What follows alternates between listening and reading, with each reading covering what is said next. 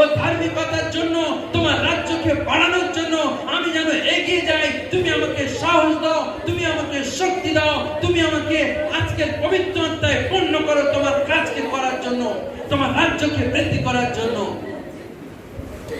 ঈশ্বর রেডি আছে আপনাকে ব্যবহার করার জন্য। আজকে হয়তো প্রভু বলবেন, আজকের থেকে তুমি আমার করণীয় শিমন।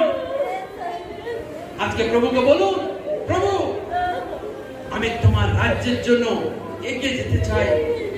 করণীয় শিমন যেমন ক্রুশ বহনে তোমাকে সাহায্য করেছিল, প্রভু তোমার রাজ্য ধার্মিকতা বিস্তারের জন্য প্রভু আজকের প্রভু আমি তোমার কাজের জন্য নিজেকে সঁপে দিলাম।